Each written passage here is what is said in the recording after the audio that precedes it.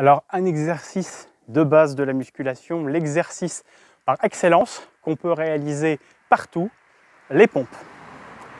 Les pompes, on les trouvera réalisées d'une façon multiple et variée, avec des variantes parfois plus insolites les unes que les autres. Ici, on va en voir juste quelques-unes, des variantes assez simples, mais qui peuvent correspondre à des niveaux divers et variés.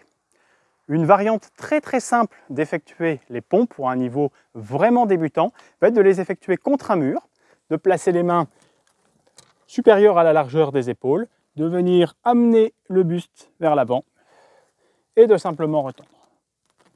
C'est une variante ici qui est relativement facile. Pour augmenter la difficulté, on pourra le faire par exemple à une barre guidée en cherchant à descendre progressivement la hauteur de la barre. Plus on va descendre la barre et plus on va aussi amener les pieds vers l'arrière, et bien plus l'exercice sera difficile. On passe maintenant dans les variantes plus traditionnelles de pompe, celles réalisées au sol. La base ici est de partir avec les mains donc supérieures à la largeur des épaules. L'idée ici, ça va être à 90 degrés au niveau des coudes quand les bras sont parallèles au sol.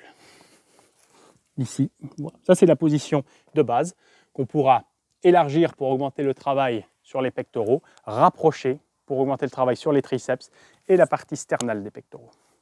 Notre mouvement de base, on vient se placer ici, de descendre le buste au sol et de remonter. Bien gainé au niveau du haut du corps, le bassin reste à la même hauteur que les épaules, le buste est le plus à l'horizontale possible. Pour commencer plus simplement, on pourra réaliser l'exercice avec les genoux au sol,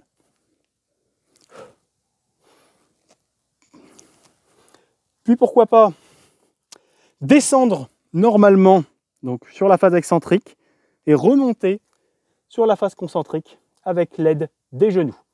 Voilà une possibilité aussi d'augmenter progressivement la difficulté avant d'arriver à faire des pompes normales complètes. Possibilité va être de surélever les mains ou d'utiliser des supports pour les mains. Deux intérêts ici, ça va être d'augmenter l'amplitude de mouvement, de pouvoir descendre plus bas, donc d'étirer davantage les pectoraux. Ça va être aussi de respecter l'articulation des poignets en n'ayant pas de cassure entre l'avant-bras et la main. Possibilité également d'effectuer l'exercice sur les poings. On a vu que l'écartement des bras avait un impact sur la sollicitation plus ou moins importante des pectoraux par rapport aux triceps, ce qui va changer également la participation musculaire. Là vraiment à l'intérieur du pectoral, ça va être la position du buste et la position des mains par rapport aux pieds. La position de base, là, travaille principalement les faisceaux moyens du grand pectoral. La position avec les mains surélevées, donc avec une charge un petit peu plus faible, va accentuer le travail sur la partie inférieure des pectoraux. Pour augmenter le travail sur la partie supérieure pour le faisceau claviculaire du pectoral, ça va être d'effectuer l'exercice avec les pieds surélevés sur un banc ou sur un ballon.